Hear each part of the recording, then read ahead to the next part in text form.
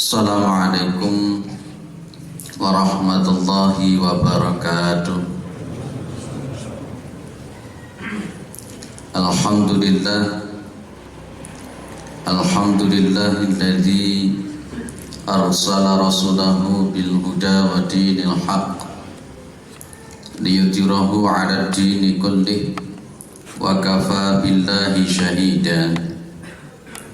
Ashhadu an la ilaha illallah wa ashhadu anna Muhammadan abduhu wa rasuluhu la nabiyya ba'da. Allahumma salli ala Muhammad wa ala alihi wa sahbihi wa man tabi'ahum bi ihsanin ila yaumiddin. Amma ba'du. Kita bersyukur kepada Allah Subhanahu wa ta'ala atas segala nikmat yang diberikan oleh Allah kepada kita semua, terutama sampai pada pagi hari ini kita masih diberikan kekuatan iman dan Islam. Kita masih diberikan kesehatan, kita masih diberikan kesempatan sehingga kita masih bisa melaksanakan kewajiban kita sholat subuh berjamaah yang mudah-mudahan diridhai oleh Allah, diterima oleh Allah, dan semoga kesempatan semacam ini juga diberikan oleh Allah kepada kita sampai nanti kita menghadap kepada Allah yang tentunya dalam posisi husnul khatimah. Amin ya rabbal alamin.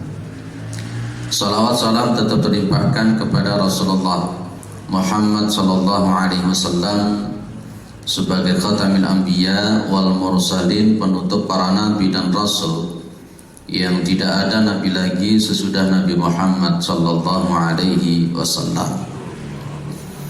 Para jamaah yang dimuliakan oleh Allah, pada kesempatan pagi hari ini yang saya sampaikan adalah tentang standar kemuliaan orang-orang jahiliyah itu apa. Nanti jenengan bisa kembangkan di sebuah kitab, judul kitabnya itu Syarah Masailil Jahiliyah.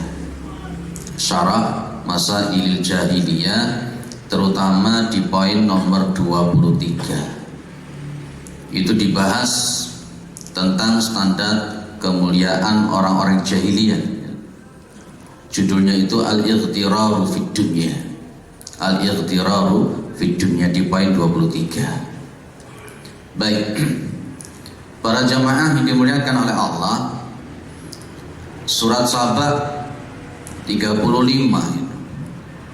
Mereka orang-orang jahiliyah mengatakan, nahnu aktsaru amwalan wa auladan wa ma nahnu bimu'adzabin. Ya, mereka mengatakan kami ini aktsaru amwalan, lebih banyak hartanya, wa auladan, anak-anak, wa ma nahnu bimu'adzabin, dan kami ini sekali-kali tidak akan diazab oleh Allah Subhanahu wa ta'ala. Kita kembangkan di kitab-kitab tafsir. Umpamanya Imam At-Tabari dalam kitab tafsir beliau, Tafsir At-Tabari, ataupun Imam Al-Qurtubi di dalam kitab tafsir beliau, itu memberikan keterangan. Sahabat 35 ini menjelaskan bagaimana orang-orang jahiliyah itu menganggap bahwa semakin banyak harta yang dimiliki orang itu menunjukkan ridhonya Allah Subhanahu wa ta'ala.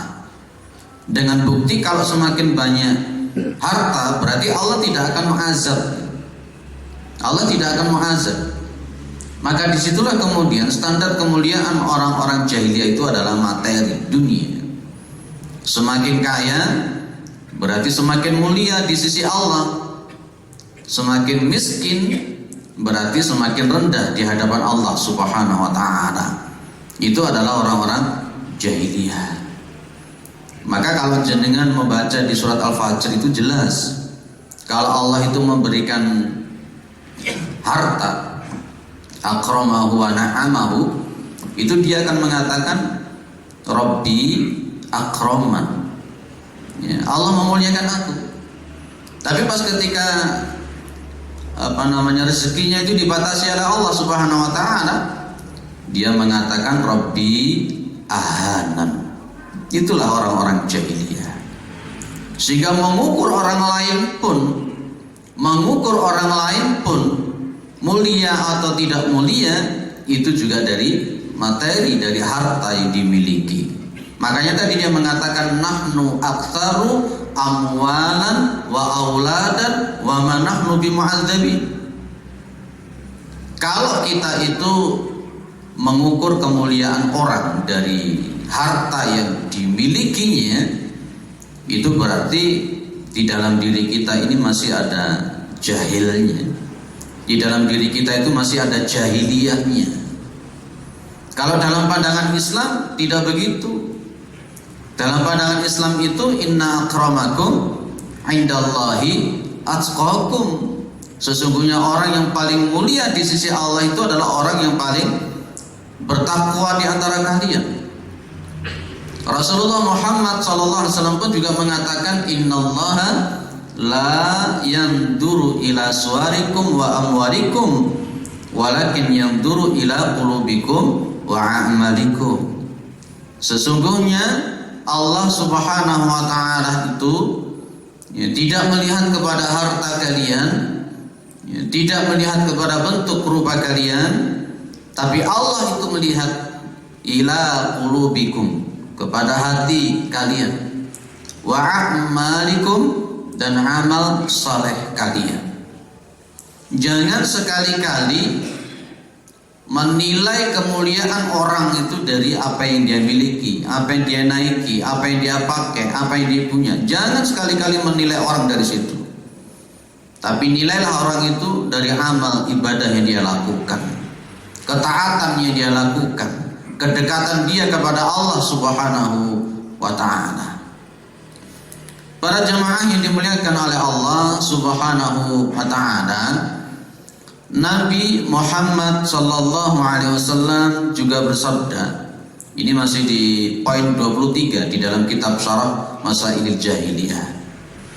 Rasulullah bersabda, "Innallaha yu'ti ad-dunya man yuhibbu wa man la yuhibbu. Wa amma ad-din la yu'tihi illa man yuhibbu." Artinya apa? Innallaha, sesungguhnya Allah Subhanahu wa taala yu'ti ad-dunya. Allah itu memberikan dunia, materi dan sebagainya itu man yuhibbu wa man la yuhibbu. Itu maf'ulun bih. Man yuhibbu wa man la yuhibbu. Allah memberikan dunia kepada orang yang disukai, sekaligus orang yang tidak disukai. Ada orang yang tidak pernah percaya akan adanya Tuhan, itu materi mereka juga banyak, dunia mereka juga banyak, kaya raya mereka juga bisa begitu. Tidak pernah taat kepada Allah, tidak pernah sholat, tidak pernah melakukan syariat, juga banyak yang kaya raya. Disinilah garis bawahnya, Allah itu memberikan harta itu kepada yang disukai dan yang tidak disukai. Itu hak prerogatif Gusti Allah mau ngasih atau tidak. Maka dalam posisinya kemudian harta yang dimiliki seseorang itu bisa dia berarti nikmat dan juga bisa berarti azab. Kalau azab itu berarti konteksnya nanti ada istilah istidraj. Ada istilah istidraj. Kalau ada orang itu dia punya harta, kok dengan harta itu dia kok semakin dekat kepada Allah, semakin taat kepada Allah, dia mengerti hak-hak fakir miskin, dia mengerti mana yang halal, mana yang haram, dan seterusnya. itu tanda bahwa harta yang dia miliki itu adalah benar-benar nikmat karunia Allah Subhanahu wa taala. Tapi kalau ada orang itu harta yang dia miliki, semakin banyak hartanya kok semakin lalai, semakin lupa, semakin tidak eling, semakin jauh dari Allah, semakin jauh dari masjidnya Allah. Itu tanda bahwa harta yang dia miliki ini adalah istidraj. Istidraj. Kita tinggal lihat saja harta yang kita miliki modelnya kayak apa. Dunia itu tidak ada artinya bagi Allah. Dunia itu tidak ada artinya bagi Allah. Andai kata dunia itu punya harga di mata Allah, andai kata dunia itu ada harga di mata Allah, maka Allah itu tidak akan pernah memberikan orang kafir meskipun setetes air. Hadis yang sahih. Andai kata dunia itu berharga di sisi Allah, maka Allah tidak akan pernah memberikan meskipun setetes air kepada orang kafir, atau mungkin seberat janaha ba'udah. Janaha ba'udah itu berarti sayapnya nyamuk. Walaupun seberat sayapnya nyamuk, Allah tidak akan memberikan kepada orang kafir kalau dunia itu berharga di mata Allah. Tapi karena memang dunia itu tidak berharga di mata Allah, dunia itu tidak ada apa-apanya bagi Allah, orang yang sholat, tidak sholat, kafir, tidak kafir, semuanya dikasih oleh Allah Subhanahu wa ta'ala. Dan sekali lagi bahwa di dalam Islam, dunia, materi, pangkat, jabatan itu bukan standar kemuliaan di sisi Allah Subhanahu wa ta'ala. Para jemaah yang dimuliakan oleh Allah Subhanahu wa ta'ala, dan kemudian Rasulullah melanjutkan setelah mengatakan innallaha yu'ti ad-dunya man yuhibbu wa man la yuhibbu, Nabi mengatakan wa ammad-din, adapun agama. Ad-din di sini bisa kita pahami agama, bisa kita pahami ilmu syariah, ilmu tentang syariat agama ini. Adapun agama ini, pemahaman agama, ilmu syariat ini, pengamalan agama ini adalah la yu'tihi illa man yuhibbu. Tidak akan diberikan oleh Allah kecuali kepada orang yang disukai. Jadi agama yang kita miliki ini, ilmu syariat, pemahaman agama, pengamalan agama kita ini, itu hanya diberikan kepada orang-orang yang disukai oleh Allah Subhanahu wa ta'ala. Di antara dalil yang mungkin kita hafal itu di dalam riwayat Muslim, ya, itu ada kalimat begini kan, may yuridillahu bihi khairan yufaqihu fiddin. Barang siapa yang Allah itu menghendaki kebaikan kepada seseorang, yufaqihu fiddin, yufaqihu fiddin, maka Allah Subhanahu wa ta'ala itu akan memahamkan agama kepada seseorang itu. Bolehlah kita kemudian menyimpulkan begini, Bapak Ibu yang dimuliakan oleh Allah, kalau orang itu motivasi belajar agamanya, memahami agama ini semakin kuat, mengamalkan agama ini semakin kuat, itu tanda Allah suka sama dia.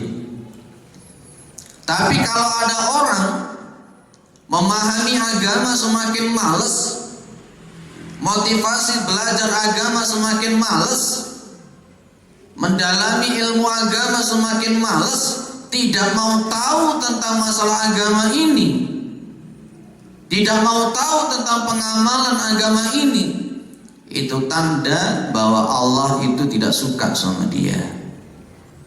Disinilah konteksnya riwayat Nabi Muhammad SAW ini.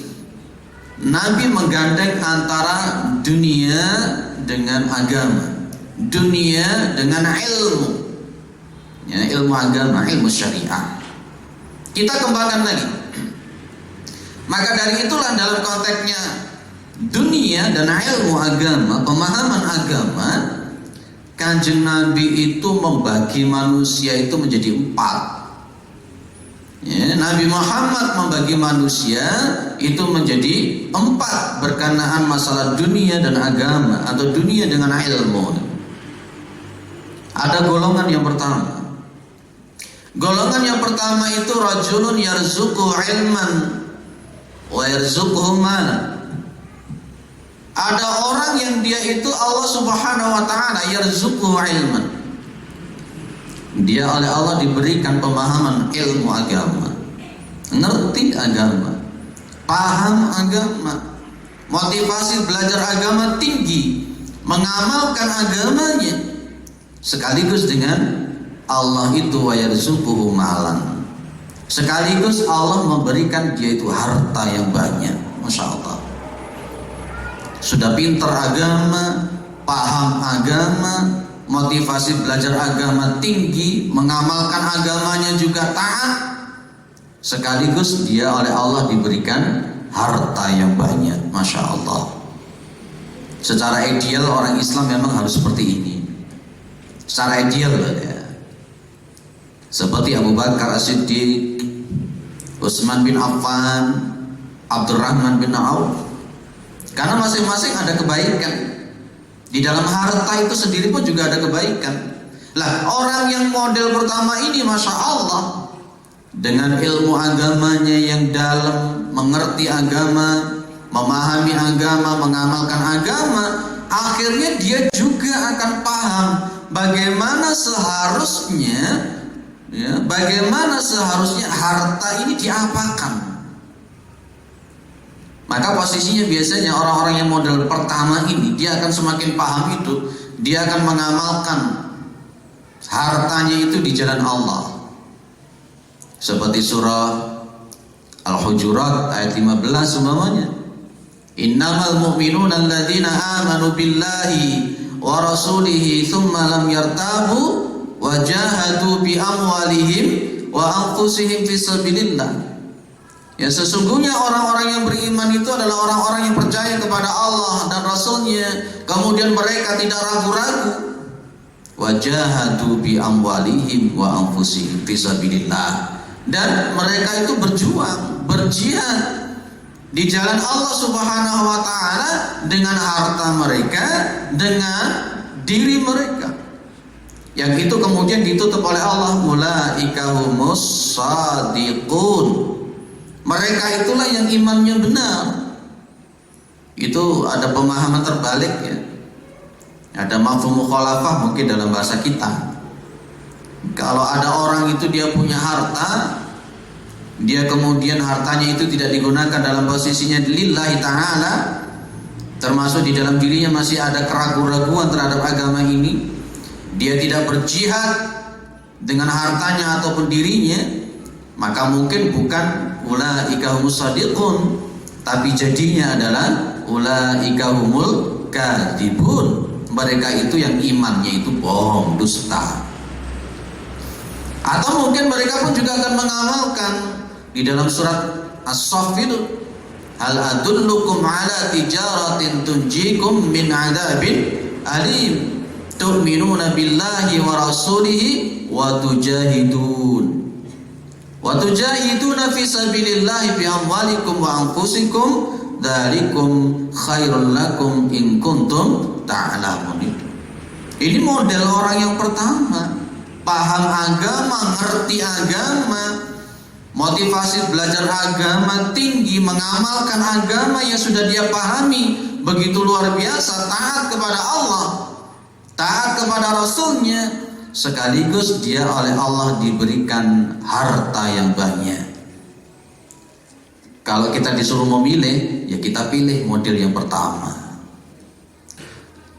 Ada kelompok yang nomor 2. Kalau umpamanya kita mungkin kelompok yang pertama belum bisa, setidak-tidaknya kita masuk pada kelompok yang nomor 2. Yang kata Nabi Muhammad SAW, ya rajulun yarzuquhu ilman wa lam yarzuqhu malan. Ada orang-orang itu yang dia oleh Allah yarzuquhu ilman, dia diberikan oleh Allah itu ilmu agama, paham agama, ngerti agama, mengamalkan agamanya. Tapi dia itu oleh Allah tidak diberikan harta yang banyak. Dia alim tapi miskin. Ya, dia alim tapi miskin. Orang yang kedua ini masih mending. Dalam bahasa kita orang Jawa itu mending. Masih mending orang yang nomor dua ini. Ya, meskipun dia tidak punya harta, tapi keimanan yang kuat di dalam dirinya karena ditopang oleh ilmu agamanya yang begitu luar biasa, setidak-tidaknya dia terselamatkan dari sesuatu yang haram. Dia tidak akan menghalalkan segala cara di dalam rangka untuk mencapai kekayaan itu. Mungkin jenengan pernah membaca hadis Ahlud Dusur.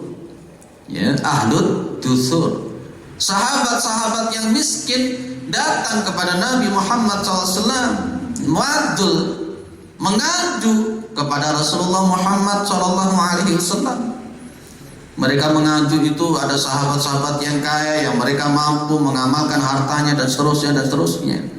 Dan akhirnya Rasulullah pun juga memberikan kebijaksanaan. Di situ kan ada kullu tahmidatin shadaqatun, kullu tasbihatin shadaqatun, kullu tahlilatin shadaqatun, dan seterusnya itu. Dan sampai di antara mereka ada yang mengatakan lau annali malu fulan la amiltu amala fulan. Andai kata aku itu punya harta seperti si fulan, la amiltu amala fulan, maka pasti akan aku amalkan seperti amalannya si fulan yang punya harta itu. Ini kelompok yang nomor 2 kata Nabi Muhammad SAW. Ada kelompok yang nomor 3, itu kebalikan dari nomor 2. Mereka ini tidak ada pemahaman agama. Rajulun lam yarzuqhu ilman wa yarzuquhu malan. Allah tidak memberikan kepada dia itu pemahaman agama.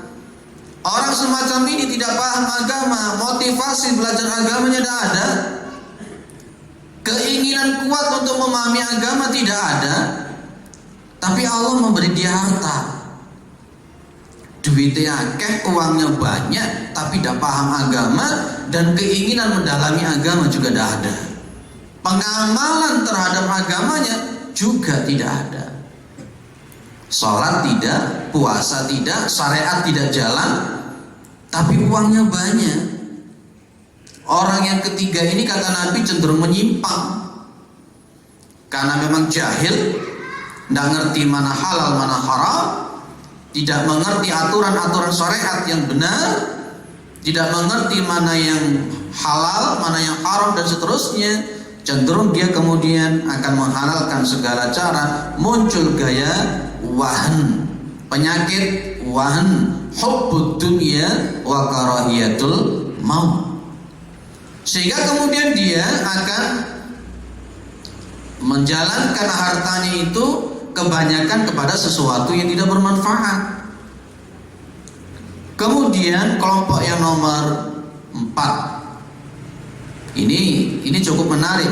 Kelompok yang nomor 4, mudah-mudahan kita tidak. Kelompok yang nomor 4 kata Nabi Muhammad SAW itu rajulun lam yarzuqhu ilman wa lam yarzuqhu malan. Ada orang dia oleh Allah tidak diberikan pemahaman agama, tidak ngerti agama, tidak mau mendalami agamanya, tidak mau mengamalkan agamanya, jahil. Sekaligus dia itu oleh Allah tidak diberikan harta. Salat yaudah, punya uang juga tidak, syariat tidak dijalankan, uang juga tidak punya. Kalau dalam bahasa kita apa? Jahil sekaligus fakir. Lah model yang nomor 4 ini yang dipilih apanya? Untuk model yang nomor 4 ini yang dipilih apanya? Agama yang gak jalan, ghirah terhadap agama yang gak jalan, harta juga gak ada. Maka para jamaah yang dimuliakan oleh Allah, saya katakan sejak awal, kalau memang kita disuruh memilih, mungkin kita akan memilih yang pertama, ilmu sekaligus harta. Tapi kalau umpamanya kelompok yang pertama itu tidak bisa kita dapatkan, para jamaah yang dimuliakan oleh Allah, setidak-tidaknya kita harus di kelompok yang kedua. Karena inti poin daripada kelompok 1, 2, 3, 4 itu di agama itu. Ya. Inti poin daripada kelompok 1, 2, 3, dan 4 itu di agama itu, pemahaman agama. Apa artinya kita itu punya uang banyak tapi tidak ngerti agama belas, tidak menjalankan agama sama sekali, jahil terhadap agama. Untuk apa? Maka kalau poin yang pertama kita tidak bisa, ayo kita jadi poin yang nomor 2. Betul-betul punya ghirah, betul-betul punya semangat untuk memahami agama kita ini. Ibu bapak yang dimuliakan oleh Allah, sering saya katakan di sini, orang itu kalau beribadah, beragama tanpa didasari ilmu, maka cenderung akan ngawur. Betul gitu ya.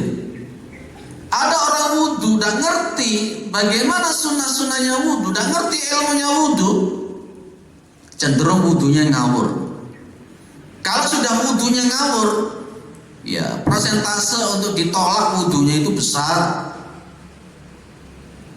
Orang itu sholat tidak didasari ilmu, maka cenderung sholatnya pun juga ngawur, tidak ngerti mana rukun, mana sunnah, bagaimana takbiratul ihram, bagaimana iftitah yang benar, bagaimana al-fatihah yang benar, dan seterusnya. Ngawur sholatnya, sehingga kemudian seperti posisinya persentase ditolak oleh Allah pun juga besar. Saya teringat dengan hadis musii'is salat. Di dalam sebuah hadis musii'is salat, hadis musii'is salat itu di dalam kitab-kitab hadis ahkam itu banyak. Ada orang yang salat di hadapan Nabi Muhammad SAW. Ya, setelah salat dia menghadap Nabi Muhammad SAW. Setelah dia salat, dia menghadap kepada Nabi. Nabi malah nyuruh orang itu salat lagi. Shalli fa innaka lam tusalli, salat lagi, kamu itu belum salat. Saya menggarisbawahi Nabi mengatakan salat lagi, kamu belum salat. Padahal orang itu tadi salat di hadapan Nabi Muhammad SAW. Akhirnya orang ini salat di hadapan Nabi lagi. 2 kali orang ini salat kemudian. Setelah menghadap kepada Nabi, Nabi lagi-lagi ngomong, sholli, salat lagi, kamu itu belum salat. Sampai akhirnya kemudian Nabi mengajarkan bagaimana cara salat yang benar. Tsummarka hatta tatma'inna raqi'an, tsummarfa hatta tatma'inna qa'iman, tsummasjud hatta tatma'inna sajidan, tsummarfa hatta tatma'inna jalisan, dan seterusnya itu. Terutama yang di garis bawah itu ada kalimat hatta tatma'inna. Karena ada tumak ninahnya itu di antaranya. Disitulah kemudian ketika orang itu tidak menyempurnakan rukuknya, orang tidak menyempurnakan sujudnya, itulah pencuri sholat. Aswa'un nasi sariqatan, sejelek-jeleknya orang yang mencuri itu adalah orang yang mencuri sholatnya. Para sahabat tanya, kaifa yasriqu min sholati? Ya, bagaimana seseorang itu bisa mencuri sholatnya? Nabi mengatakan, man lam yutimmu ruku'ahu wa sujudahu. Orang yang tidak menyempurnakan rukuknya, orang yang tidak menyempurnakan sujudnya, itulah orang yang mencuri sholat. Ini konteksnya para jamaah dimuliakan oleh Allah. Maka Imam Al-Bukhari itu menyebut al-ilmu qablal amal. Ilmu itu lebih dahulu, ya, ilmu itu sebelum beramal. Maka ayolah pada posisi bulan Ramadan yang penuh dengan kemuliaan ini, Dari 1 sampai 4 golongan itu kita setidak-tidaknya kelompok yang nomor 2. Kita punya semangat untuk mendalami agama kita. Ilmu agama yang begitu luar biasa banyak. Ya, konteksnya kalau kita belajar agama itu kan memang tidak akan pernah ada habisnya. Kita belajar hadis saja. Kita mungkin khatam Imam Al-Bukhari, Sahih Bukhari. Mungkin Sahih Muslim belum kita khatamkan. Kutubut Tis'ah yang sampai Musnad Imam Ahmad itu mungkin belum bisa kita baca semuanya. Kalau kita mungkin bisa bahasa Arab, nahwu, sharaf, tapi mungkin kita belum bisa mengerti yang lain. Setidak-tidaknya Syekh Mustafa Al-Bugha memberikan 3 macam yang fardu ain untuk kita pelajari di dalam kehidupan sehari-hari dalam agama kita. Yakni seorang muslim wajib fardu ain belajar mengetahui akidah yang benar dan tidak benar. Itu fardu ain. Fardu ain. Kemudian seorang muslim punya kewajiban fardu ain belajar mengetahui cara ibadah yang benar dan yang tidak benar. Tentunya yang kita pakai yang benar. Dan kemudian Syekh Mustafa Al-Bugha menjelaskan yang ketiga, fardu ain seorang muslim itu belajar mengetahui akhlak yang benar dan yang tidak benar. Dan kemudian kita ambil akidah yang benar, kita ambil ibadah yang benar, dan kita ambil akhlak yang benar. Mudah-mudahan bermanfaat. Mudah-mudahan kita adalah orang-orang yang husnul khatimah. Mudah-mudahan kita adalah orang-orang yang istiqamah. Mudah-mudahan umur kita diberkahi oleh Allah. Mudah-mudahan kita ini masuk dalam surganya Allah. Mudah-mudahan anak-anak kita, keturunan-keturunan kita adalah orang-orang yang saleh dan salihah. Mudah-mudahan keluarga kita adalah sakinah, mawaddah, warahmah. Dan mudah-mudahan negara kita adalah negara yang baldatun tayyibatun wa rabbun ghafur.